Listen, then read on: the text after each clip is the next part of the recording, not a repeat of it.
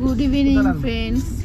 তো দেখো আমি আর দিশানের পাপা তিনজনে বেরিয়েছি একটু বিকালে, একটু এই কলকাতার দিকে যাব, একটু টুকিটাকি কেনাকাটি আছে, পুজো বলে কথা, আর একটু খাওয়া দাওয়া আছে। তো দেখো আমাদের ক্যানিং বারাইপুর রোডের ফুলতলার লাইটিং অলরেডি দিয়ে দিয়েছে। তো লাইটিংটা এত সুন্দর লাগছে, পুরো মনে হচ্ছে দুর্গাপুজো আরম্ভ হয়ে গেছে। তো দেখো তোমরা কত সুন্দর লাগছে চারিদিকে।